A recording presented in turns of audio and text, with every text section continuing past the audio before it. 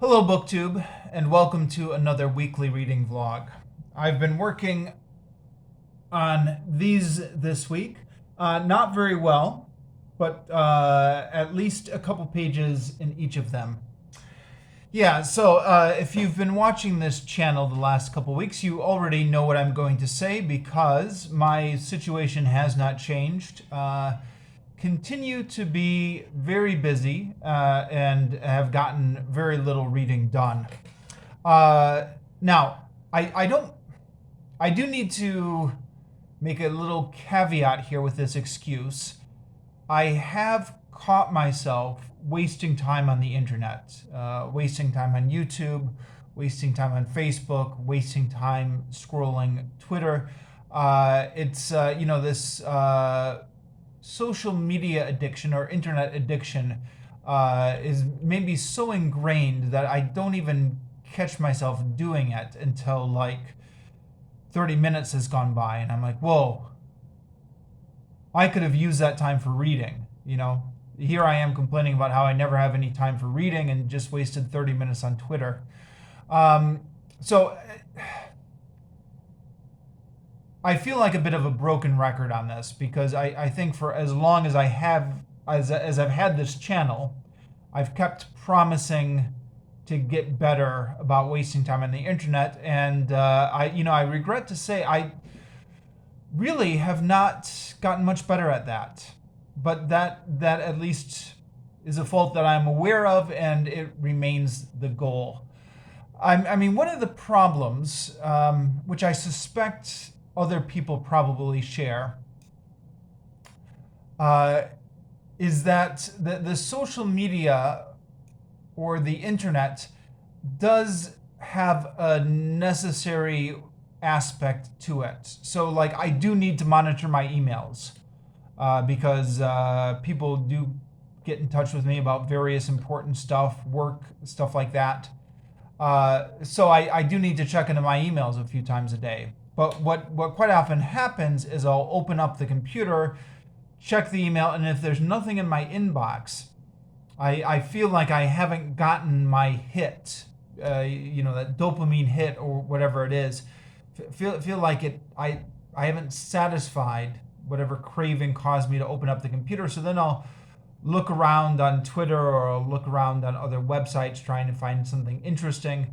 I think it's an addiction, just this need to find content on the internet to satisfy some dopamine craving in the brain or something like that. Whatever social media addiction or internet addiction is. So I can't completely claim that I've utilized all the free time I've had for reading. I've wasted some time this week.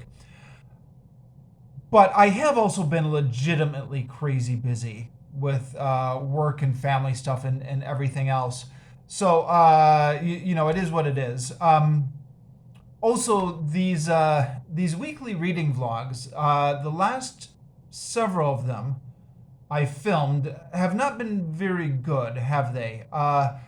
I'm tired when I film these. I feel like I don't have the energy to talk about what I want to talk about. It's something I've noticed with myself. I'm not inherently a talkative person. I'm more of an introvert.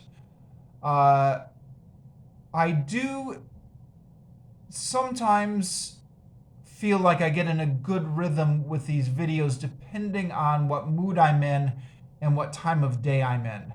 So, for example, earlier this week, I filmed a review on Exodus, which I thought was me at one of my better moments. I'm not saying it was perfect. I did some rambling. I went down some rabbit holes. I lost my train of thought a couple of times. But it was me at my more loquacious. And I had gotten a full night of sleep and was fresh off a caffeine high from a couple cups of coffee when I filmed that. Sundays, unfortunately, are not me at my best. I actually work on Sundays. I teach English in Vietnam, so I spend a fair amount of my weekends teaching. So was up early this morning, didn't get enough sleep because of the baby and everything. 3-hour class online, so it's all on the computer.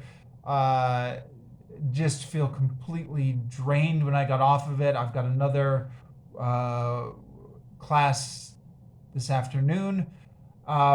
So, between those things, I just feel a little bit drained on Sundays.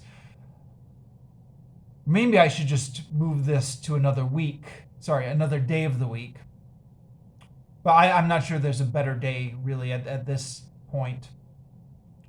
And besides, there's something to be said for doing this on Sunday, right? The wrap-up of the week, of the previous week, happens on Sunday.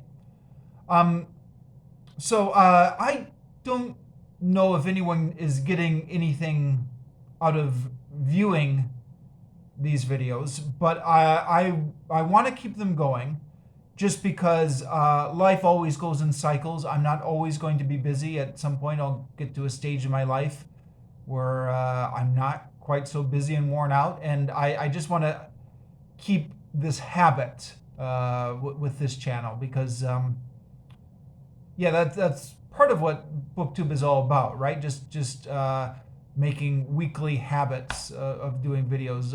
Otherwise, as with anything, if you drop it for a little while, it's very hard to get back into it once that routine is broken. Okay, anyways, enough of me rambling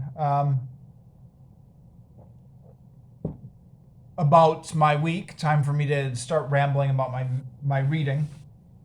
I got very little read this week, so I'm going to try and move through this fairly quickly. I don't know, I say that every week, and every week it still ends up being like a 30-minute video. But let's see how quickly I can get through this. Okay, the Tin Woodman of Oz, part of the Complete Stories of Oz. So doing this as a buddy reads with Dane Reed, and according to the schedule, which I myself proposed to Dane, I'm behind on this. We're supposed to do a book every 2 weeks. I was supposed to review this on Monday, and I did not. I did, however, finish this book up this week. So I had 55 pages to go when last I checked in, and I did finish up those 55 pages. So I am done with the Tin Woodman of Oz. I just need to find some time in my schedule to sit down and review it. So hopefully that'll be coming sometime this week. The second half I did not enjoy as much as the first half. The first half, I mean, these stories never make logical sense, but they can have some fun, imaginative imagery in it. And the first half had a lot of fun imagery on it. The second half, I thought, just felt a little bit like we were going through the motions. Like they're traveling along and they come to this invisible country where they all turn invisible. I thought, oh, okay, well this isn't so exciting. And then they meet a creature who loves to eat straw. What was it called? A hippo giraffe, which is like a hippo with a long neck like a giraffe. I don't know. The ending was interesting, although I think you get to a certain point you can see this coming. I think very few adults will have been surprised by the ending, but again, these are children's books. So yeah, it was all right. I'll try and come in with my review sometime this week. Next, The Lord of the Rings. Still working away at the indexes. I got 18 pages read this week, from page 1420 to 1438. Again, the page numbers are cumulative across the trilogy. So this third book itself isn't 1,400 pages, but they keep the page numbers going across all three books. So I'm doing Appendix B this week. have been doing Appendix B, the Tale of Years. So this seems to be largely a retread of Appendix A. What was Appendix A? Appendix A was Annals of the Kings and Rulers. Appendix B is the Tale of Years, Chronology of the Westlands. I think it's largely the same informational content, except, let's see, can you see this? It's set up as more as a timeline instead of, prose paragraphs. So the year, what happened. And it goes through the prehistory, which was covered in the previous appendix, but then it works itself up to the time of the Hobbit and the Lord of the Rings. So then near the end of this timeline, we're getting the events from the Hobbits and the Lord of the Rings. And it's like I just read this. Why are we going through it again? And I don't know, although there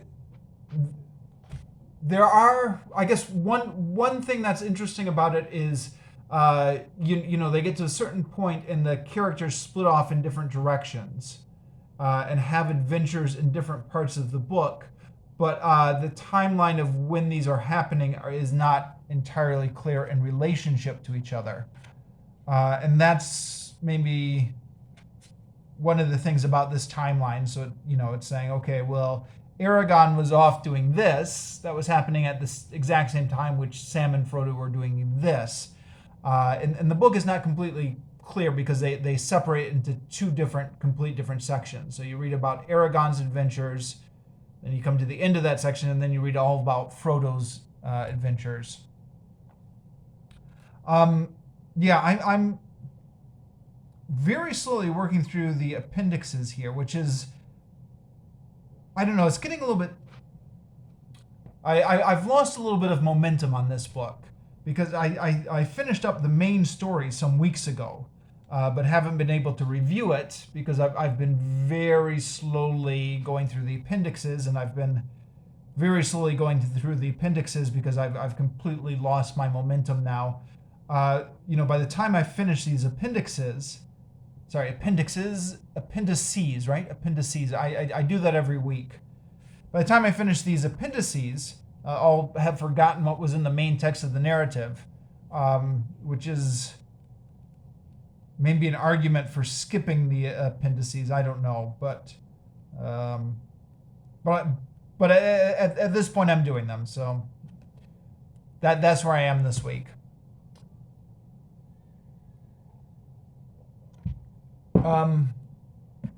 Exodus, when last I checked in last week in the Bible, I had finished Exodus but not reviewed it. So I reviewed it this past week, Tuesday morning Vietnam time, I believe. Posted a video review, posted a written review on my blog, a link to the video review down below. Those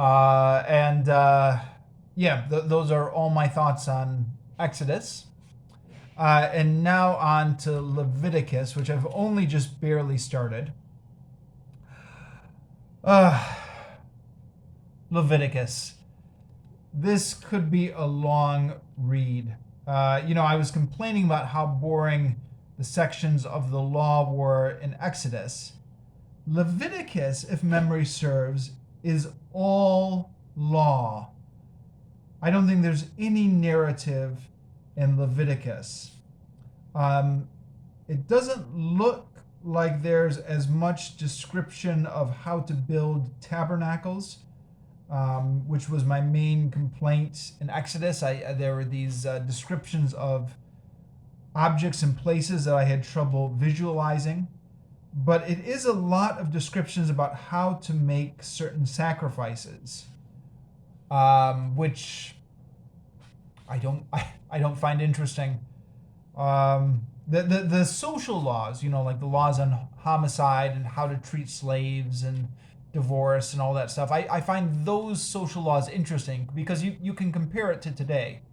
and has ideological ramifications, especially given how prevalent Christianity still is in the world today. In anything that's in the Bible. But the descriptions of sacrifices are not very, very hard to relate today. So I just read a couple pages, which in my edition was chapter 1, chapter 2, and chapter 3. Chapter 3 spills out a little bit into the next page. So it talks about, it's got this labeled as Holocaust, which if you follow the footnote, Holocaust means a wholly burned offering. So I guess there was this distinction when you're making a sacrifice or an offering on the altar between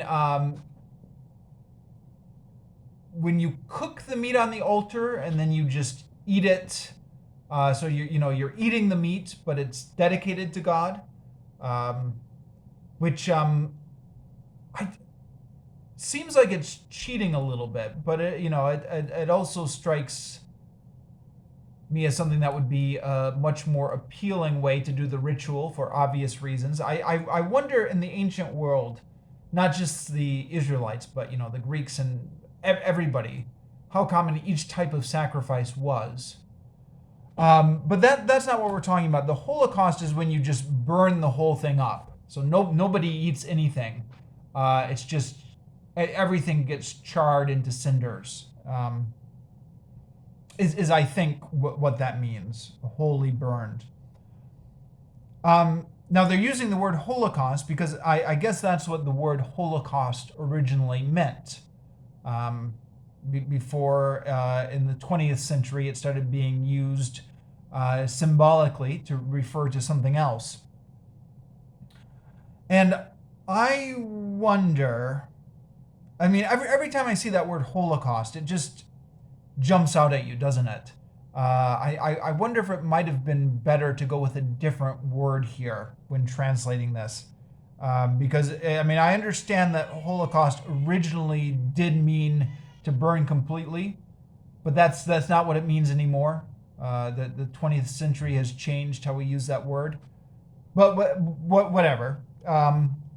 So they talk here, there's the Holocaust, and they talk about three different types. There's an animal out of the herd, which is verses 3 through 9. So this section here. And then an animal out of the flock. And I'm not sure what the difference is between the herd or the flock. A flock could mean birds or something, but it says, if his offering is an animal out of the flock, a lamb or a goat offered as a holocaust. So it's flock of lamb or a flock of goats apparently, and then the bird one here, and then the oblation. Now oblation, I'm not sure what the original meaning of that word is, but they're talking about offerings from the crops here.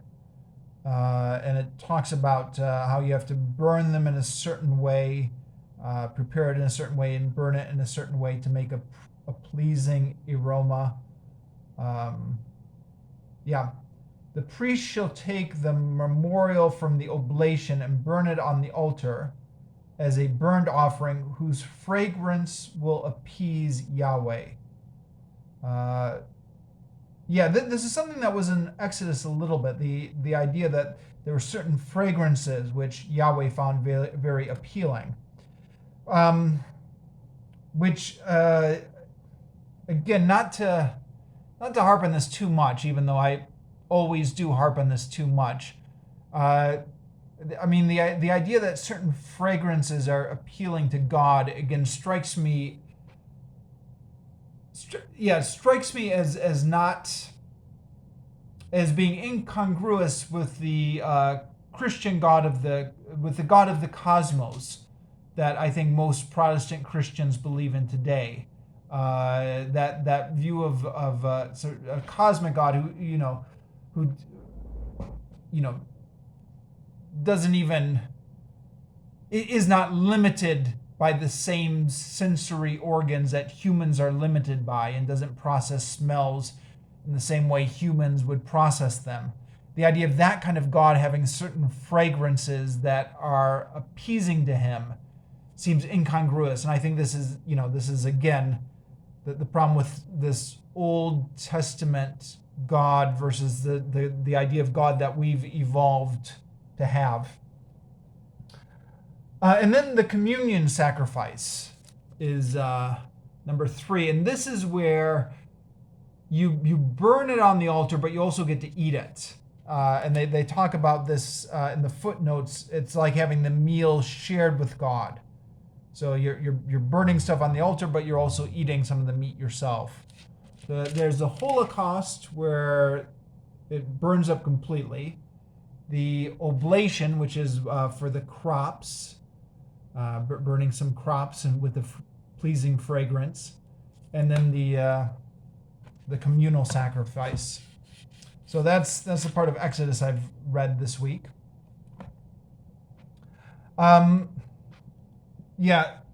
Herodotus, I just read one page. One page meaning one spread, 2 pages. This is the Persian king Xerxes quizzing the ex-Spartan king Demaratus. So Demaratus was one of the kings of Sparta. I guess Sparta had 2 kings apparently, which is an odd system, but I guess that's the way it worked. 2 kings, and Demaratus had gone into exile, which, because of events that were described earlier in the book, which actually I don't fully remember, but it was earlier in the book somewhere. And so now he's with the Persians, and he's describing how the Greeks are such great fighters and will never flee before the enemy. And Xerxes isn't believing any of it. And that's just the 2 pages I read this week. Grammar book, again, I read just 2 pages. I've not been making great progress on this grammar book. I've largely given up on it, at least for the moment. I'd like to rekindle my enthusiasm for it and get back into it. But for the moment, I've just been, every week before filming this video, I'm like, oh right, I haven't read any of the grammar book this week. Okay, just read a couple pages. So it was talking about the use of reflexive pronouns, how they're being used nowadays as somewhat of subject and object pronouns. So for example, what about yourself? Where it should be what about you, but for whatever reason, what about yourself has come into common usage, and examining that. And then the use of reciprocal pronouns, each other and one another, and what the difference is. For example, Bob and George dislike each other. The 3 sisters are devoted to one another. So what is the difference between each other and one another? Kind of interesting. They talk about a whole bunch of different theories. And then maybe some of the problems that those theories have. There's theories about the number, like each other is used for 2 and one another is used for more than 2. There's theories about spoken or written. There's theories about the genre. For example, the Bible tends to use one another more. You love one another just as I have loved you. Now that's the English translation of the Bible, but there seems to be something about the genre of religious texts that prefers one another for whatever reason. Relatively interesting as far as it goes, although I do often have the feeling that when you're reading about grammar, you're just learning about the controversies. You're not actually learning the rules, but I guess that's the way it goes, huh? Once you become an adult, you have to put up with that kind of ambiguity. So yeah, just a couple pages, 310 and 311 this week, up to page 312. And then the Vietnamese book. So trying to do a page a week now. I've finished off this page, tested myself by writing the vowels on this page and the example words. And then have been working on this page. This time I've got the meaning with the example words written down here. I had my wife help me with this. So this is what I'm working on this week. And we'll try and finish this off, I think, tonight. And then for this coming week, go on to the page on the consonants. So that's what I'm working on with the Vietnamese. 25 minutes. I still managed to ramble on for some time, didn't I? Well, when you got to get through 6 books, even if you've only read a couple pages each, it does add up to something, doesn't it? Okay, I'll finish here.